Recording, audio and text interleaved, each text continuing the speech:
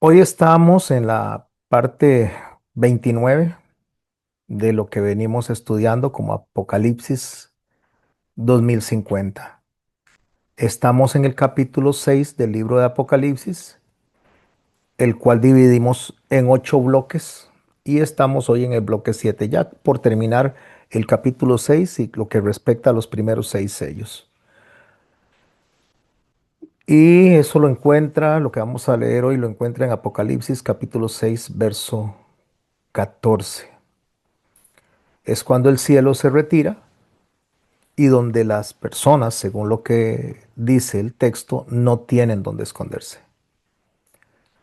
¿Qué es lo que venimos viendo de la última clase? Vimos que la creación dejó de callar y la creación empezó a predicar de una manera simbólica. Pero después de que la creación empieza a hablar, que es cuando la creación gime por la restauración de todas las cosas, y está esperando, como estudiamos, la manifestación de la iglesia. Hecho que nos pone a nosotros realmente al desnudo, nos debería de avergonzar de ver que el Señor le dice a Salomón que si el pueblo orase delante de él, se apartara del mal camino, cambia o se convierte, entonces él escucharía o se escucharía a su pueblo, en este caso la iglesia, desde los cielos, y sanaría la tierra. Y digo esto desnuda a la iglesia porque significa que la iglesia no está orando. Y cuando digo la iglesia no está orando, no estoy hablando de que parte de la iglesia no lo esté haciendo. Parte de la iglesia lo está haciendo, pero el Señor está hablando de una unidad como un solo cuerpo. Si en lugar de haber divisiones, odiosas divisiones, quiero subrayar por cierto, de denominaciones, por diferentes credos, porque al final de cuentas, cuando el Señor Jesucristo vino, habían 29 sectas judías también, y el Señor interactuó con todos ellos. Porque mis hermanos, no se trata de que creamos exactamente lo mismo porque somos seres humanos y como seres humanos nos equivocamos. Podríamos tener parte de la verdad y podíamos estar equivocados en parte. Solo el Señor Jesucristo tiene la verdad absoluta. Pero si en lugar de estar concentrados en nuestras divisiones, en nuestras formas diferentes de pensar, estuviéramos concentrados en lo que sí realmente creemos, que Jesucristo es el Señor, que Jesús es Dios y que es el único mediador entre Dios y los hombres, si nos concentráramos en eso, dejando de lado todas las cosas que realmente no son una verdad absoluta, sino que son a veces sujetas a opinión, y la iglesia se concentrara a orar en unidad, es lo que el Señor nos enseñó en la clase pasada. Él sanaría la tierra. Si eso no se da y la creación está gimiendo por la restauración de todas las cosas y la manifestación de los santos, en este caso la iglesia, significa que ahí estamos fallando. Bueno, se presenta en la clase que dimos la semana pasada, en la parte 28, se presenta que la creación deja de callar y después de esto ocurre algo muy inquietante que es lo que vamos a estudiar hoy. El escenario mismo, todo lo que Juan está viendo, se empieza a retirar. Y Juan dice en el capítulo 6, verso 14 de Apocalipsis, y el cielo se desvaneció, como un pergamino que se enrolla, y todo monte y toda isla se removió de su lugar. Este versículo que vamos a estudiar hoy es muy breve. Realmente, si lo leyéramos así a la ligera, no veríamos casi nada de información, a menos que tengamos nosotros los expedientes y el cuidado de estudiar a la luz del Antiguo Testamento y a la luz de todo lo descrito por nuestro Señor en los Evangelios. Lo que estamos viendo aquí no es una acción ruidosa, sino que estamos viendo un retiro silencioso, es lo que Juan está viendo. No es una explosión lo que está pasando, no es algo que sea básicamente se vea como algo destructivo, pero sí se ve que es una revelación. ¿Por qué es una revelación? Es como quitar el velo de una novia para poderle ver la cara antes de casarse. El cielo se enrolla, dice. Esto no es para tomarlo a la ligera. Estamos hablando del cielo en toda su dimensión. Piense usted que estamos durante el día, salimos en la mañana tal vez o en la tarde y vemos todo ese hermoso cielo que tenemos nosotros celeste enrollarse y que quede solamente la oscuridad del firmamento.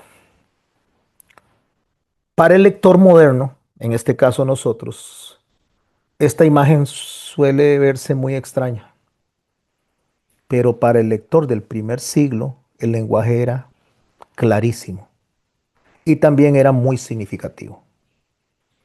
Para comenzar, hablemos de los pergaminos. Los pergaminos son rollos de los escritos, por eso se llama pergamino, fueron inventados en Pérgamo y son rollos hechos con, a veces con material este, de una planta para tratar de hacer una especie de hoja grande, gruesa, en la que se escribe y se arrolla para guardarse. Pero el pergamino, cuando usted está o ellos estaban frente a alguien que estaba leyendo una carta, una nota, un edicto, un decreto, lo que sea que hubiese llegado al lugar y fuese leído en ese momento, usted no arrolla el pergamino al inicio. Al inicio se extiende el pergamino. Se arrolla es al final. Cuando un pergamino se enrollaba, el mensaje significa ya fue leído. O el decreto ya había sido proclamado, o el testimonio ya había sido presentado. Así que no está escribiendo algo nuevo. Juan no está viendo algo nuevo. Está viendo algo que fue declarado y que todo ya fue expuesto. El cielo se enrolla diciendo el mismo cielo, la misma creación que venía predicando, que ya dijo todo lo que tenía que decir. El mensaje está completo. Alguien podría decirme, pastor, pero falta un sello, el séptimo sello, faltan las trompetas, faltan las copas. Cuando avancemos en cada una de las secciones vamos a ver el significado por el cual tuvimos que leer esto en bloques para poder entenderlo mucho mejor.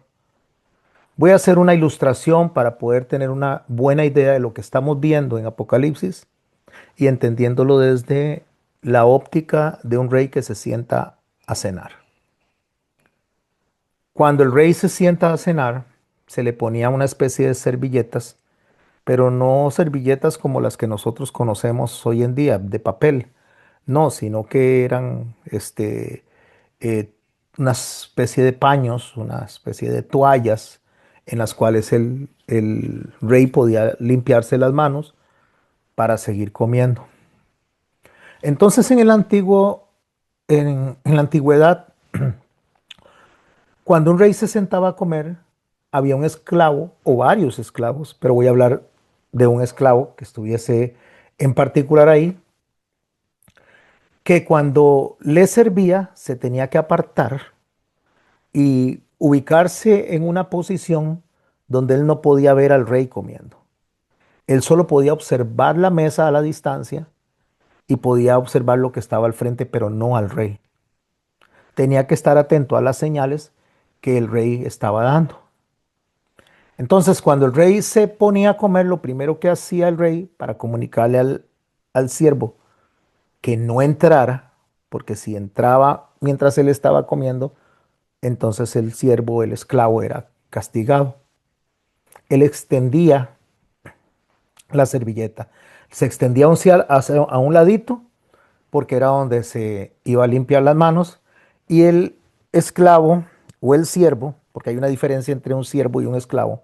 El esclavo es aquel que no recibe salario, que solamente trabaja por el alimento y que no puede moverse como a su criterio. El siervo es una persona que sirve al rey en un diferente área. Podría ser un escribano, podría ser una persona que le cuente historias, podría ser el que está siendo parte de la corte. Los siervos recibían pues una remuneración por trabajar dentro del reino, al servicio de los reyes. Por eso digo, podría ser un esclavo o podría ser un siervo, porque dependiendo de la época de la historia, habían esclavos sirviendo al rey o habían siervos sirviendo al rey, según fuera el caso del rey. Volviendo a lo que el rey está haciendo de comiendo, él extiende la servilleta y voy a hablar en términos de esclavo. El esclavo está viendo la servilleta donde se extiende.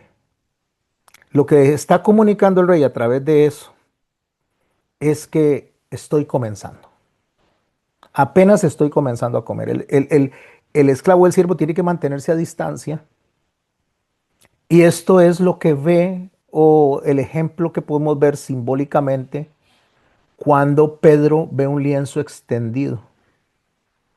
Pedro ve un lienzo extendido y adentro del lienzo hay diferentes animales de diferentes clases. Estos son símbolos que el Señor le estaba dando a Pedro para decirle que a partir de ese momento en que él había recibido la visitación y también allá en su casa, el, el soldado, el centurión Cornelio había recibido la visita, estaba iniciando la Iglesia Universal.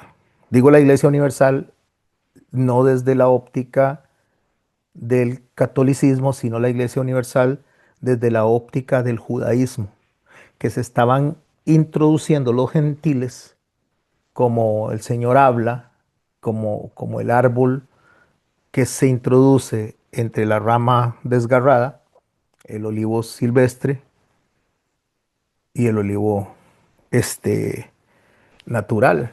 Ambos olivos se están uniendo, se están fusionando y es donde nace el concepto de la iglesia de ahora, que es judaica o término judeocristiano, voy a decirlo así más fácil, judeocristiana, la iglesia judeocristiana, donde los gentiles forman parte de la familia de la fe. Quien inicia la iglesia es un judío,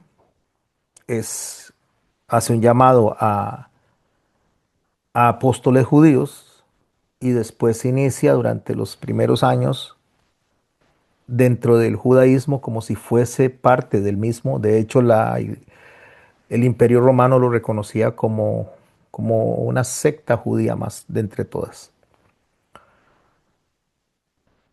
Y cuando Pedro ve eso, el lienzo está totalmente extendido, lo cual significa un mensaje para Pedro y para nosotros en la actualidad, que él dijo, está comenzando. ¿Qué está comenzando? La era de la iglesia universal. Pero resulta que cuando el rey, recuerde que no debemos desconectarnos del rey cenando, porque esto es lo que nos va a ayudar a nosotros a entender este verso corto y a poder explicarlo en esta noche. Cuando el rey estaba cenando, tal vez le daban ganas de ir al baño o le daban ganas de levantarse un rato. Pero no olvidemos que el esclavo no puede verlo donde está comiendo porque tiene prohibido eso. Es parte del protocolo del rey.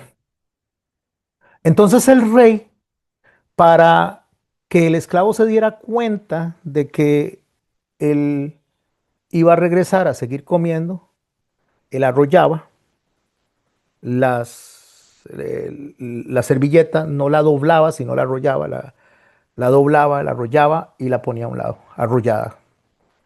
Y se iba a hacer lo que tuviera que hacer y el esclavo estaba viendo la servilleta arrollada y sabía que no podía entrar porque el rey no había terminado todavía de comer.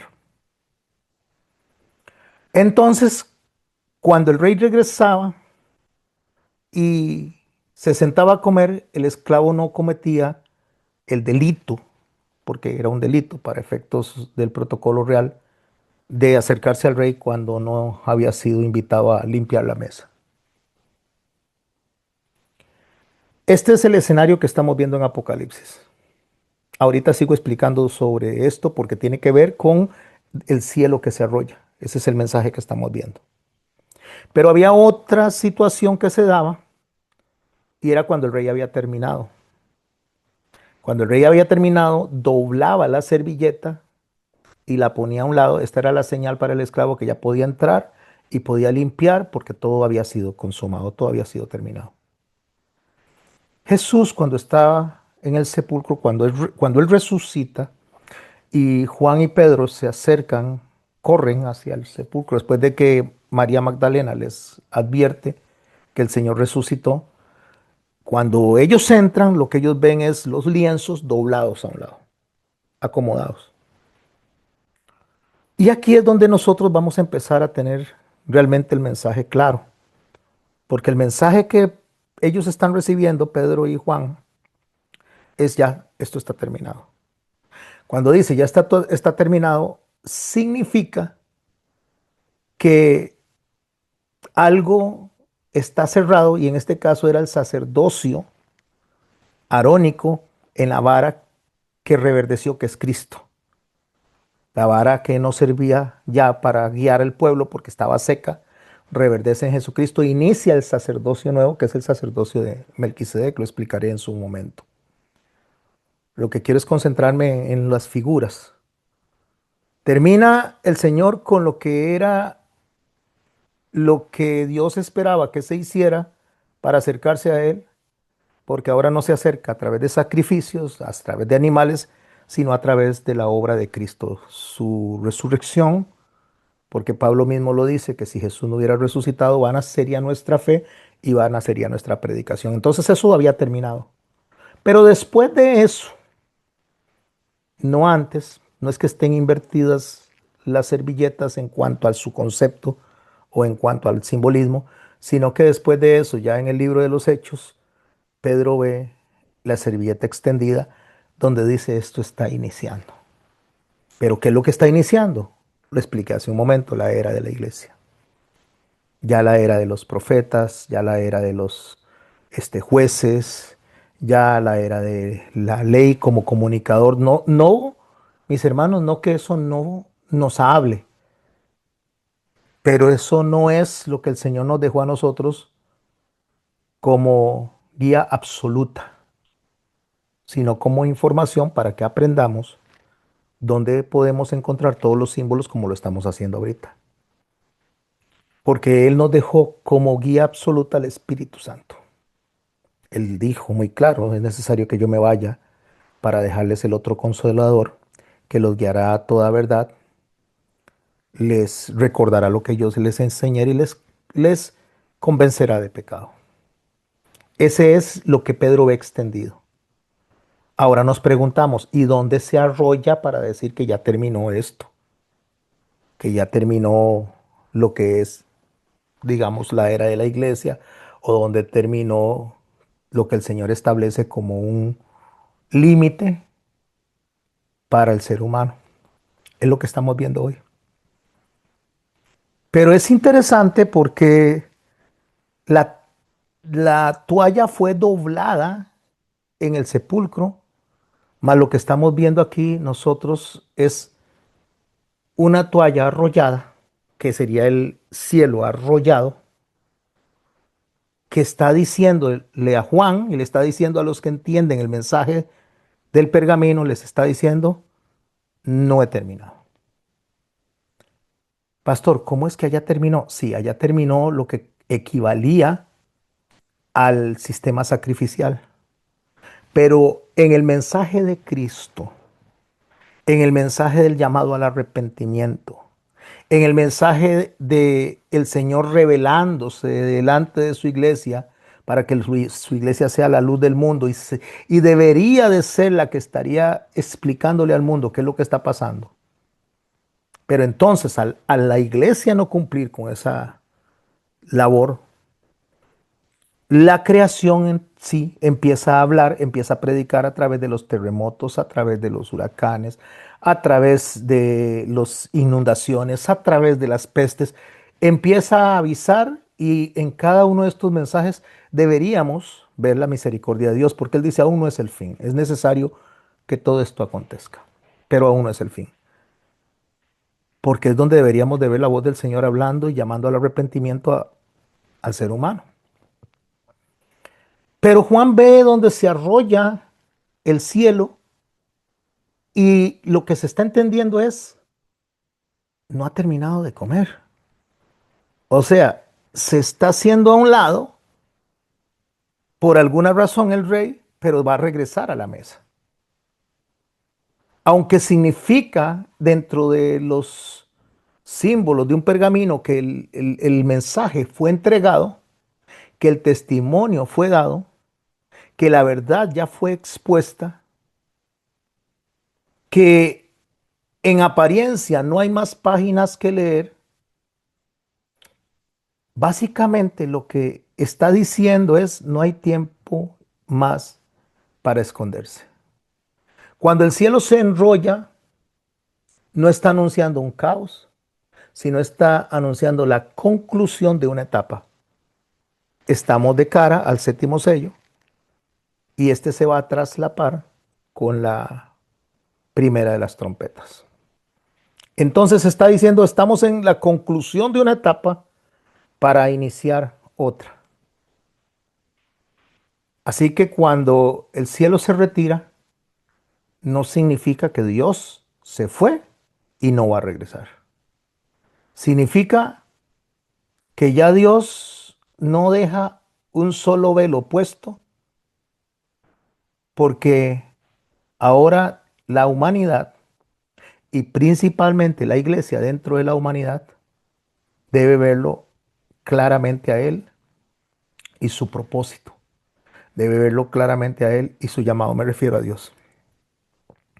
Pablo dijo en 1 Corintios capítulo 13, verso 12, que por ahorita vemos como por espejo, oscuramente.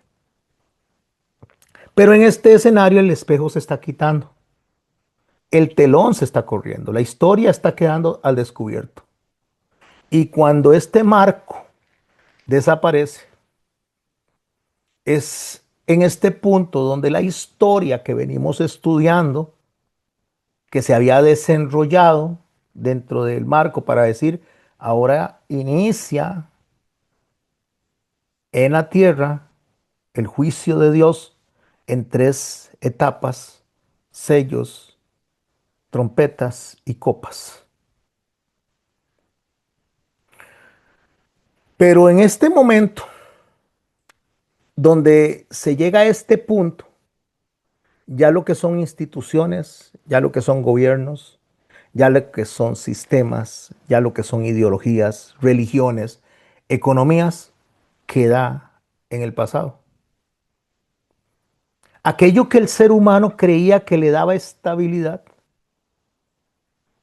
ya no lo puede proteger. Ahora el cielo se enrolla y significa que ya no hay más excusas. Ya no hay más excusas culturales, ya no hay más excusas sociales, ya no hay más excusas históricas. Ya el hombre no puede decir, así soy yo, o así es el mundo, de ahí es la vida que me tocó vivir, así es como funciona el sistema, no tengo otra opción. El cielo se retira, mis hermanos y mis hermanas, y solo queda la verdad absoluta. Y la verdad absoluta dice en el lenguaje bíblico que los montes y las islas son removidos. El cielo se arrolla diciendo esto no ha terminado, es una pausa que el Señor está haciendo antes de desatar las trompetas o sonar las trompetas y derramar las copas de la ira. O sea, en el lenguaje bíblico, cuando hablamos de montes, esto representa poder, esto representa autoridad, esto representa permanencia. Entonces, cuando hablamos de islas, esto representa territorios, refugios, lugares donde escapar. En los Salmos declara esto de una manera clara, sin ambigüedad. Dice en el Salmo 97:5, los montes se derritieron como cera delante de Jehová. En el Salmo 46:2 dice, aunque la tierra sea removida y se traspasen los montes al corazón del mar. Está hablando de de lo que estamos leyendo. Entonces, cuando Juan dice que el monte o los montes y toda isla se removió de su lugar, no está hablando de geografía, está hablando de la seguridad humana, lo que el ser humano consideraba como inamovible. Entonces el mensaje es, ya no hay nada firme, ya no hay nada intocable, ya no queda dónde esconderse de Dios, aunque nadie se puede esconder de Dios, pero le está diciendo al ser humano, ya no queda nada. Y todo aquello en lo que el hombre confiaba hasta este punto, donde confiaba más que Dios o más que en Dios, todo es completamente sacudido. Les decía yo en una oportunidad que si nosotros decimos que confiamos en Dios y que Dios es todopoderoso y que tenemos la seguridad en Él, nuestra conducta debería ser diferente a la que tenemos. Porque cuando nosotros tenemos ese afán, cuando tenemos esa ansiedad, ya sea por lo material, por nuestros hijos, es como estarle diciendo a Dios, Señor, no confío en ti, no tienes el control. Yo tengo que ver cómo hago las cosas. Y en este punto, donde no hay donde esconderse, en este lenguaje bíblico, es donde Dios le está diciendo a su pueblo, a su iglesia, al creyente, porque el mundo no lo entiende, para el mundo es locura. Le está diciendo, esto no es un asunto de persecución. Antes era un asunto de persecución, le dice a la iglesia. Esto es un asunto ahora de exposición. Porque el libro de Apocalipsis en el capítulo 6 no describe a un Dios que persigue a nadie, sino a un Dios donde todo queda expuesto y no hay ningún refugio para ese hombre si no es si recurre a Dios. Entonces ahí es donde el cielo se enrolla. Ahí es donde el pergamino se enrolla. El cielo no se cae, no cae sobre la tierra, el cielo se retira. Y cuando el marco se retira, el simbolismo es todo queda visible. Ya no hay espejos, ya no hay puntos grises. Aquí no hay donde esconderse. Se agotaron los escondites. Desaparece todo lo que el hombre utilizaba para justificarse, para relativizar su vida, para disimular el mensaje, todas las excusas que tenía, ya no hay una sola, un solo símbolo de seguridad que pueda absorber la culpa del hombre.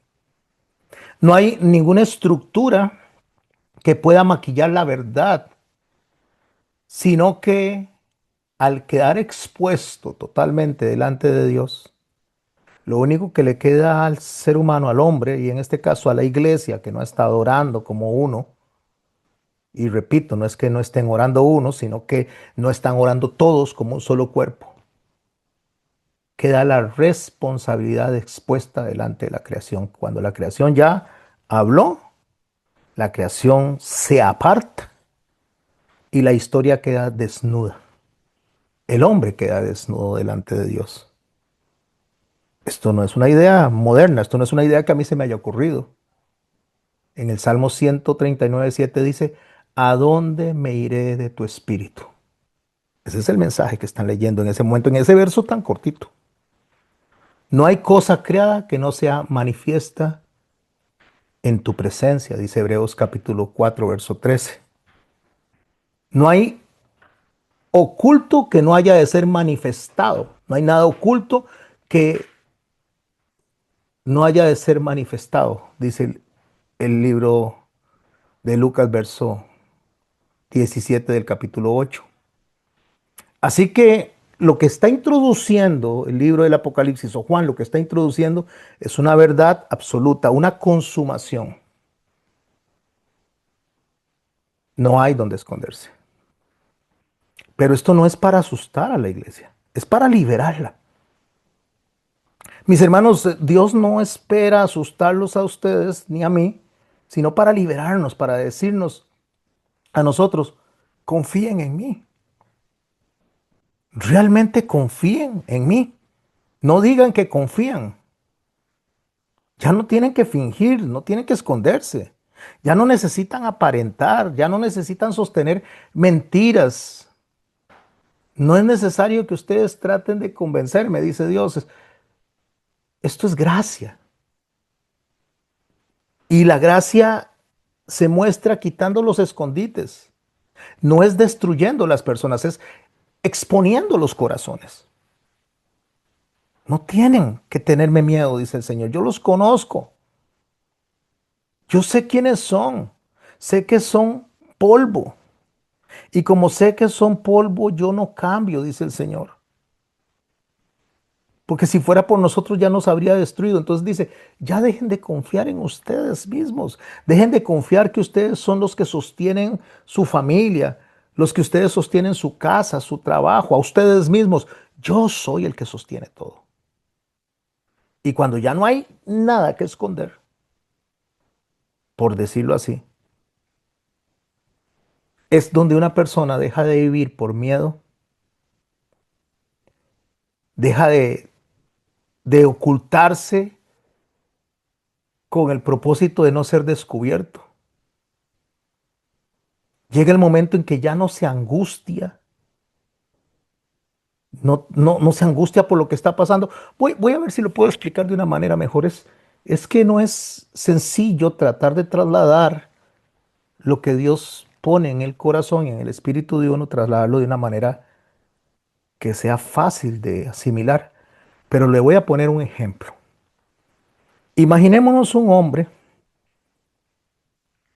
que vive con su esposa y él tiene su teléfono con claves. Cuando le entra un mensaje, la esposa no lo puede abrir porque tiene claves, ni él puede abrir el de su esposa. Y cuando entra un mensaje, le da vuelta en la mesa, está en la cama, no importa dónde está. El teléfono está para arriba y le da vuelta hacia el otro lado. Está escondiendo algo. Cuando el hombre o la mujer tienen claves en sus teléfonos, se supone que el hombre y la mujer como esposos son una sola carne, son una sociedad, son una sola persona, no necesitan tener desconfianza. Si alguien podría decirme aquí, ah, pastor, es que el derecho de cada individuo, eso es muy humano. Eso es muy humano, que el derecho de cada individuo, no, cuando uno se casa es una sola carne, es un solo ser delante de Dios. Podemos tener pensamientos diferentes, podemos eh, tal vez opinar diferente, pero al final de cuentas tenemos un solo norte y es el norte del matrimonio. Y el matrimonio es el primer púlpito para la humanidad. Por eso usted y yo nos casamos, para que seamos testimonio a la humanidad de lo que Cristo es con su iglesia. No es los pastores que están predicando, no son los sacerdotes, no son los guías espirituales, es el matrimonio. Como matrimonio. Y si en el matrimonio no hay confianza, si en el matrimonio hay que poner claves, si hay que esconderse es porque algo está mal. Entonces, cuando este hombre o esta mujer llegan al convencimiento de que no van a seguir actuando de la manera que están actuando, se arrepienten de sus pecados, de la forma de proceder como matrimonio dentro de la familia, la persona deja de tener miedo. No se va para el supermercado o se va para otro lado y deja el teléfono y se devuelve corriendo. Uy, dejé el teléfono. No le importa, ahí se queda. Va y hace todas sus cosas. Y si duró 3 horas, 2, 3 horas y regresó, no le importa. No le importa si su esposa abre el teléfono porque no tiene nada que esconder. Ya no hay angustia. Ya no tiene miedo de las notificaciones que lleguen. No le preocupa que le revisen su historial. Y no porque el ser humano o la persona en cuestión sea perfecta, sino porque no tiene nada que esconder. Entonces la ausencia de ese miedo de ser descubierto no nace de la impecabilidad, o sea, no nace de que no fallemos, sino de la transparencia. Y eso es lo que estamos viendo en este sello. El Señor quita todo, absolutamente todo. Ya los caballos se presentaron, ya los juicios cayeron, ya la creación habló, ahora se quita y aquí es donde viene una conexión clara. Porque la Biblia no dice que la iglesia no falle. La Biblia dice que debemos de caminar en la luz, aun cuando fallamos. Dice en Primera de Juan, en el capítulo 1, en el verso 7, si andamos en la luz, como Él está en luz, tenemos comunión. No dice que si andamos en la luz, nosotros somos luz. No, como Él está en la luz, o sea, como Cristo está en la luz y como Cristo es luz, entonces eso nos da comunión. No está hablando de que tenemos ausencia de pecado, pero sí nos está diciendo que no tenemos una doble vida, porque tenemos una vida clara, expuesta, y es donde este cielo se está arrollando, donde ya no hay donde esconderse y donde el que camina en verdad no tiene miedo, no tiene pánico. Pero dice el verso 15 del capítulo 6 que los reyes de la tierra sí se escondieron. No dice la iglesia se escondió, dice los reyes de la tierra. ¿Y por qué se esconden los reyes de la tierra? Porque ellos sí tienen algo que ocultar. No dice que los que viven guiados por Dios se escondieron. Dice que los que son los reyes de la tierra, esas personas que han rechazado el mensaje hasta este punto, se esconden. Porque la tranquilidad no nace de la perfección, nace de la coherencia de lo que yo digo que soy y lo que yo realmente soy. Así que de la misma manera, cuando el cielo se retira y todo queda expuesto, los que caminan en la luz no huyen, sino que permanecen bajo la exposición. Y si usted analiza, ya aquí no están los caballos. ¿Y por qué no está ninguno de los caballos? Porque no aparece ningún caballo. Porque no hay jinetes, ya no hay jinetes, ya no hay instrumentos humanos, ya no hay sistemas de ejecución. ¿Por qué? Porque ya no se trata de la historia ni de los procesos históricos, sino del momento en que la historia misma ya fue llamada a rendir cuentas. Entonces, cada uno de los sellos que estudiamos, que avanzaron, galoparon durante el tiempo de la historia, le está mostrando al lector del libro de Apocalipsis la dirección que sigue. Por eso es que no se cierra, por eso es que continúa, por eso es que el mensaje nos está diciendo que el rey está por un momento dejando de cenar, pero que regresa a cenar. Porque este versículo no está buscando cerrar todo el resto de la profecía, sino que está funcionando como un umbral, como una puerta enorme, donde el cielo se retira, donde los montes y las islas se retiran para llevarnos a nosotros como humanidad a un momento inevitable. ¿Y qué hace entonces el hombre cuando no tiene dónde esconderse? Bueno, eso lo veremos en el siguiente bloque, no en este, no todavía. Ahí es donde surge la pregunta, ¿y quién podrá mantenerse en pie? ¿Qué hace el hombre cuando está totalmente expuesto? El hombre, por supuesto, me refiero a hombre y mujer. Por ahorita el mensaje está claro. La creación habló, el cielo se retiró, las estructuras cayeron. Entonces falta la respuesta humana. ¿Qué hace el hombre? Voy a leer una porción de lo que vamos a estudiar en la parte 30 el próximo lunes. Ahí va a ser un poco más extenso. La clase del viernes trato de hacerla un poco más corta. Pero dice el capítulo 6 de Apocalipsis en el verso 15 lo siguiente. Y los reyes de la tierra y los grandes, los ricos, los capitanes, los poderosos y todo siervo y todo libre Se escondieron en las cuevas y entre las peñas de los montes. Y decían a los montes y a las peñas, caed sobre nosotros y escondednos del rostro de aquel que está sentado en el trono y de la ira del Cordero, porque el gran día de su ira ha llegado. Y surge una pregunta, ¿y quién podrá sostenerse en pie? Bueno, eso es lo que vamos a estudiar en el próximo bloque. ¿Y quién podrá sostenerse en pie? ¿De qué? De todo lo que viene, de todo lo que sigue. Estamos por entrar al séptimo sello e iniciar el toque de la primera trompeta. Y esto, mis hermanos, es un cambio de escenario. Y podríamos especular y podríamos hablar de los reyes de la tierra que se esconden y podríamos ponerle nombre y apellido a esos reyes y podríamos decir que cuántos años podría tener el anticristo para este momento y podríamos hablar de la tribulación, si estamos en la tribulación o si vamos a ser parte de la tribulación o si vamos a morir dentro de la tribulación. Todo eso podríamos hablarlo. Podríamos hablar como los que dicen que estamos en el proceso del milenio, otros dicen que el milenio es para después. Todas esas cosas escatológicas las podríamos tratar de estudiar, pero eso no es lo que Dios nos mandó a estudiar. Es que ahí es donde está el error, mis hermanos.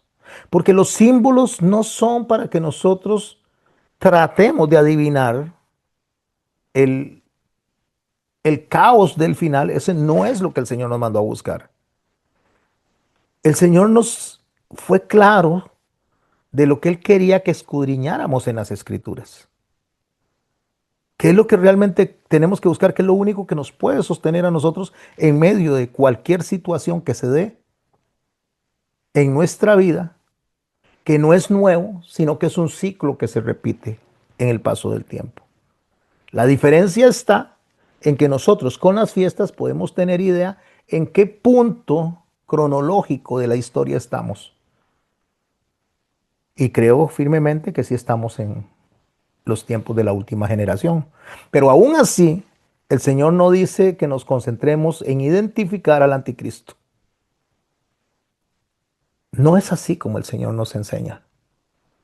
Cuando una persona es contratada en un banco para que reciba dinero, a la persona se le entrena con los billetes buenos. Tiene que ver la textura del billete, tiene que pasar los dedos sobre las protuberancias que tenga, tiene que lograr ver el color, los diferentes este, medidas de seguridad que tenga el billete, tiene que familiarizarse con el billete bueno.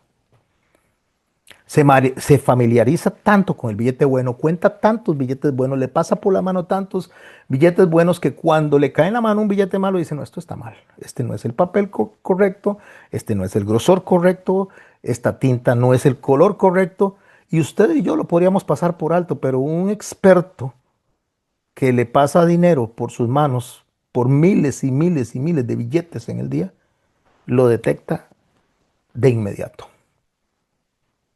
Resulta que en los tiempos actuales ese es justamente el error en que ha caído lastimosamente la iglesia, que no está predicando, no está en unisono, y de ahí que la creación es la que está predicando en este momento. Cuando su casa tiembla y las, las paredes cimbran, escuche lo que Dios está diciendo.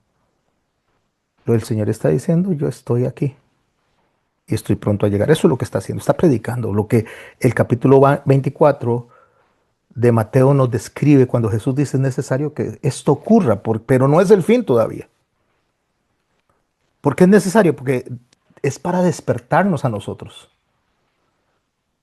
Pero resulta que en lugar de estar viendo el billete bueno, en lugar de estar viendo a Cristo, conociendo a Cristo, que es justamente lo que Él demandó cuando se acercaron los escribas y los fariseos, Él les dijo algo muy claro: ustedes creen en Moisés porque piensan que ahí está la salvación. Pero escudriñen los textos de Moisés, los profetas, y también se refirió a los libros sapiensales. Escudriñen eso, porque ahí es donde ustedes creen que está la salvación. Y ese es el error, porque ellos pensaban que había que buscar para salvarse. Ahí no dice, es que eso habla de mí, dice él. Eso habla de quién es él. Y por eso les dijo hipócritas, porque ustedes reconocen cuando se va a amanecer o cuando va a llover, pero no reconocen la venida, la visitación de él.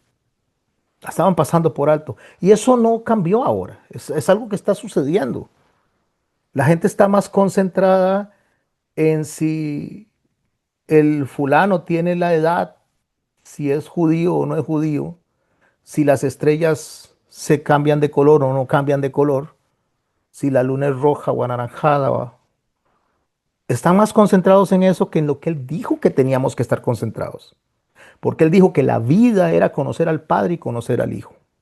Y cuando está hablando de la vida no está hablando de respirar o dejar de respirar, está hablando de poder recibir en el momento que así sea en su venida como siervos que no tengamos de qué avergonzarnos. Eso es lo que él dice que tenemos que hacer.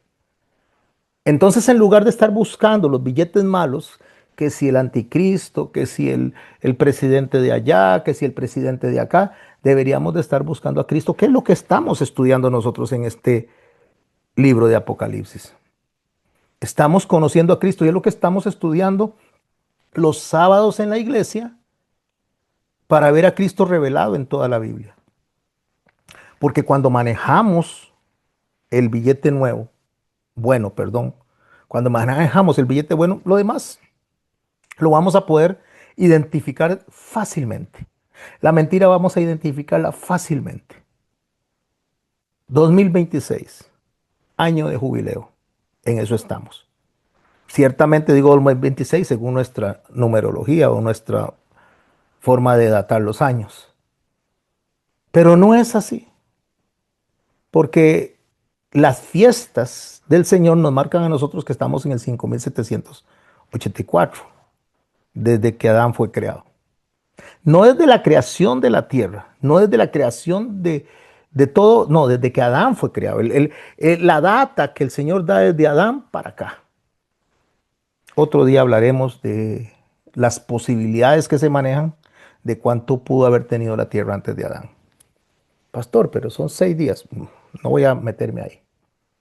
Voy a hablar de que estamos cerca de los 6000 años y la palabra del Señor dice claramente cuando Dios le dice a Noé que no iba a lidiar con la humanidad por más de 120 años. Esos son 120 generaciones, 6000 años. Y estamos cerca de los 6000 años, estamos a 200 años de los 6000. Pero no significa que vamos a esperar hasta los 6000 para que se manifieste el Señor. No, no, no, que ese es el límite antes de que el Señor venga y derrame la totalidad de su ira, si fuera el caso. Pero puede ser mañana, puede ser pasado. Pero repito, estamos en la necesidad de ver a Cristo en el escenario que nosotros estamos viviendo en la actualidad. Entonces, ¿qué es lo que nosotros tenemos que ver en el Apocalipsis? ¿Qué es lo que tenemos que ver en la Biblia? Tenemos que aprender de nuestro Señor Jesucristo su deseo, su mente y vivir con la mente de Él en nosotros para poder vivir libres. Y lo que aprendimos hoy en esta clase significa que debemos de ser libres cuando no tenemos nada que esconder. Cuando usted sale y si usted llegó a un lugar y le preguntan algo, usted pueda responder abiertamente y claramente. No tenga absolutamente nada que esconder. Usted puede ser claro. Que si una persona le dice a usted, se sienta, voy a poner este ejemplo tan particular. Que si una persona viene y hace, voy a imaginarme que hace garbanzos con cerdo. Eso. Y se sienta a comer a uno que sí le gusta el cerdo y a otro que no le gusta. Pero resulta que el que no le gusta el cerdo no le dice a aquel, no, no, muchas gracias, yo no como eso, sino que se lo come o por lo menos lo prueba y se termina enfermando. ¿Por qué se enferma? Porque lo come a disgusto, lo come con asco, pero le da vergüenza decirle a aquella persona, yo no como eso. Ah, pero es que es lo único que hay, yo no hice otra cosa y ahora se va a quedar. No, no importa, yo me quedo sin comer, pero no me gusta eso. Pero por quedarle bien a la otra persona, muchas veces se comen lo que no les gusta y terminan enfermos. Así es la fe. La fe es cuando usted llega a una casa y ve que hay unas prácticas en esa casa que no son del agrado de Dios. Ya conocemos a Cristo, ya conocemos el billete bueno, ya conocemos qué le agrada a Dios y qué no le agrada, qué fiestas él acepta y qué fiestas no le acepta, qué tipo de conversaciones acepta y qué tipo de conversaciones rechaza, qué tipo de conductas él aprueba y qué tipo de conductas no aprueba. Porque Él es claro, no se sienten a la mesa con aquellos que llamándose hermanos hacen tales cosas. O sea, sentarse a la mesa no es que usted le deje hablar a la gente, es que no practique las cosas que esa persona practica. Pero si yo llego a un lugar donde están hablando de chistes soeces, están tomando licor, están en una pura pachanga y están en chistes pasados de tono y me quedo ahí, voy a salir enfermo espiritualmente. Porque no tengo la valentía de decir, no, eso no me gusta, me voy. ¿Pero qué? ¿Usted no nos quiere? No, yo los amo mucho, pero así en este marco no voy a estar. Me voy para mi casa cuando podamos reunirnos de otra forma. Me pueden invitar y yo vengo y si solo es en esta forma, yo no voy a venir. Y eso se da en todas las áreas. Se da en el trabajo, se da que alguien viene y cuenta un chiste y a veces agarran de Dios a Dios de chiste o a Jesús de chiste, y por no quedar mal. En vez de decir, no, un momentico, respete a nuestro Señor. Ah, no, pero por no quedar mal, pero llega el momento en que el pergamino se quita. No hay nada que esconder. Y cuando no hay nada que esconder y todo sale a la luz, es donde mis hermanos y mis hermanas, Dios expone nuestras vidas, no delante de los humanos, delante de Él mismo. Delante de Él y dice, de mí nadie se puede esconder. Se acabó. Se acabó esta etapa, pero voy a sentarme a la mesa de nuevo con ustedes. ¿Y cuándo va a ser eso? Cuando suena el séptimo sello, o perdón, cuando se abre el séptimo sueño, suena la primera trompeta. Y hay un traslape. Estamos por cerrar el capítulo 6. Son 2 versos los que nos toca el lunes, 2 o 3 versos donde se esconden todos los reyes, donde se esconden todas estas personas porque tienen algo que ocultar. Y es donde nosotros no tenemos que escondernos. ¿Y sabe cómo dice el Señor para ir cerrando la clase de hoy? Cuando estas cosas comiencen a suceder, erguíos, dice, vuestra cabeza, pues la redención está cerca. ¿Qué significa eso? Significa que cuando las cosas se ponen más caóticas, más felices estamos porque la venida del Señor está cerca. Y no importa si las montañas se caen, si las estrellas se caen, no importa si los meteoritos caen, no importa si hay una guerra nuclear, no importa lo que pase, estamos claros, estamos seguros que el Señor está en completo control de todo y que nosotros no tenemos que escondernos. Al contrario, erguir la cabeza significa levantar la cabeza, porque agacharla es vergüenza, pero erguir la cabeza es mirar hacia el cielo y decir, ven Señor Jesús, ven, sin ningún miedo. Decirle a nuestros hijos, a nuestras hijas, a nuestra familia, el Señor está por venir y no importa si somos objeto de burla, no importa si nos señalan, no importa si nos dicen retrógradas, no importa si nos dicen ridículos, no importa si nos dicen aburridos, no importa si nos acusan como ahora sucede con la forma en que estamos llevando tal vez incluso nuestra reunión del fin de semana. No importa lo que digan, nosotros estamos claros que estamos agradando a Dios de la forma en que Él quiere ser agradado, adorado. Porque adorar, mis hermanos, aunque suena bonito que es cantar, y es bonito cantar, adorar no es cantar. Cantar es una manifestación más de la adoración. A ver si lo subrayo eso. Cantar, alabar, es una manifestación más de la adoración. Porque la adoración somos nosotros mismos. Somos cartas abiertas para ser leídas. Es nuestra propia vida. Es nuestro propio corazón.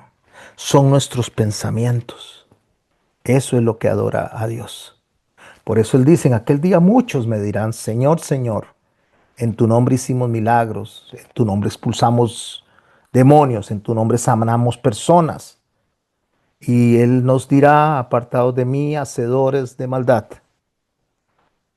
y los arrojará al infierno junto con el enemigo y sus secuaces. Porque el concepto de adoración en esas personas que Él está enviando al infierno, y eso es horrible, era otro.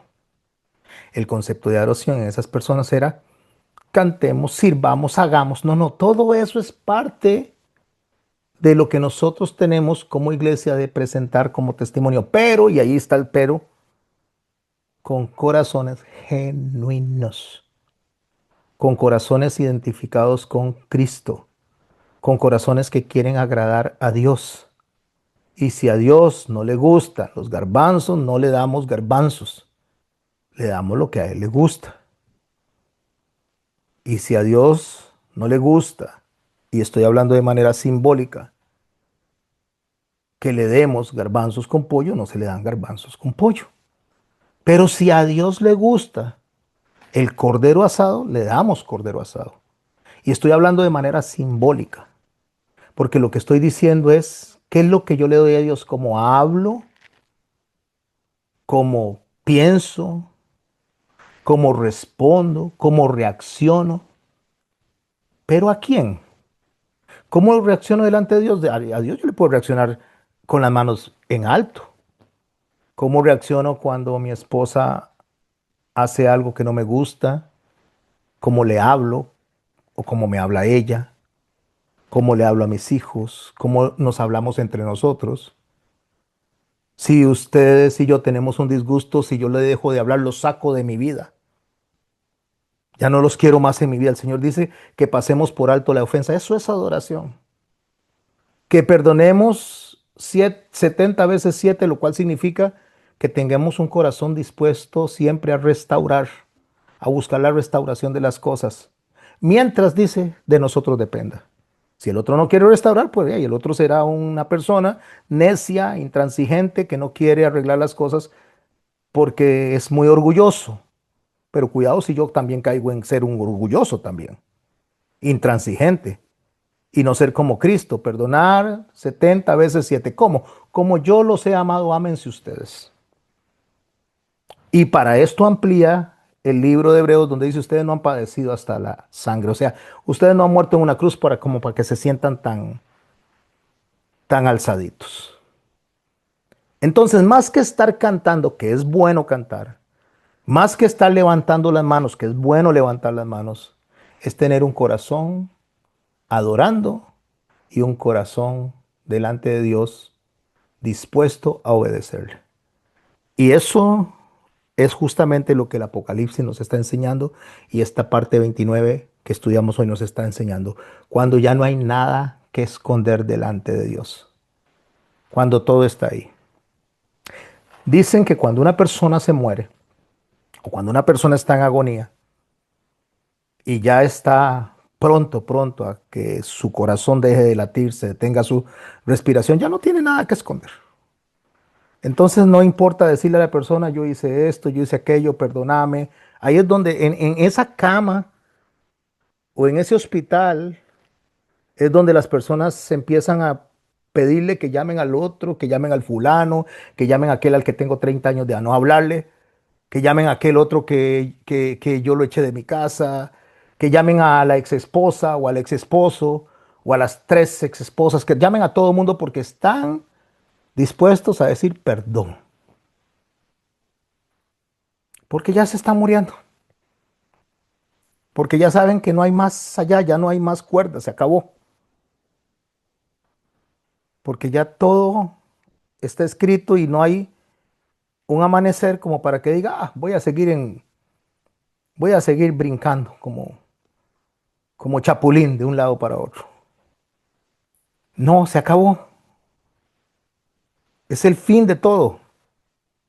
Y es lo que nos está diciendo él. Es finito, todo esto es finito. Ya hablaron los caballos, ya hablaron la creación.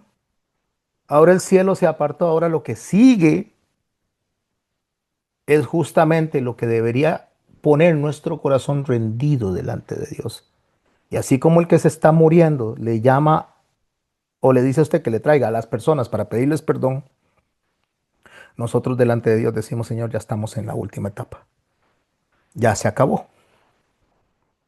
Y se acabó, mis hermanos. Puede ser que falten 10 años, 30 años, 40 años, pero ya esto se acabó. Ya no hay más para allá. El libro del Apocalipsis nos está diciendo a nosotros, tuvieron desde el Génesis hasta el último libro para poder entenderme, reconocerme y honrarme y adorarme. Esto es lo último que queda. Esta es la última advertencia, ya no hay más. Dejen de estar buscando billetes falsos, dejen de estar buscando demonios, dejen de estar buscando monstruos que salen. Encuéntrenme a mí. Porque saber y conocer al Padre y conocer al Hijo, esa es la vida. Y eso es vida en abundancia. Porque la vida no es cuando nos morimos, la vida es desde el momento en que nosotros recibimos al Espíritu Santo y nos presenta al Hijo, que es el único mediador entre Dios y los hombres, que es el único que nos convence de toda verdad, que es el único que nos va a convencer de pecado y nos va a guiar al Padre, porque el Espíritu Santo nos guía al Hijo y el Hijo nos guía al Padre. Con esto cierro la clase de hoy. Dejo de grabar para los que están escuchándome en YouTube. Los espero el lunes si Dios así lo permite. A los que están acá en la iglesia, nos vemos si Dios lo permite mañana para continuar con el recorrido de Cristo revelado en toda la Biblia. Esto lo lo estoy poniendo todos estos capítulos, aunque al final del año, si Dios me lo permite, voy a hacer un libro, los estoy poniendo en una página que se llama JG Ministerio. Si no lo sabe cómo llegarlo, me escribe y le mando el link. Ahí estoy poniendo toda la información. Tengo mi perfil, pero en la página estoy poniendo esta información. Estoy poniendo lo que en la iglesia estamos dando para que se afilien. Hay un grupo que se llama JG Ministerio también, para que puedan interactuar, preguntar, pedir material, compartir material. Mientras Dios me dé vida. Si Él no ha venido, nos vemos, si Dios lo permite, el próximo lunes. Nos, nos vamos, no voy a contar porque no nos vamos, regreso acá. Gracias, Ania, por acompañarnos. Que Dios te bendiga y te acompañe al compromiso que tienes. Y me quedo con todos los demás. Estoy cerrando en este momento la grabación.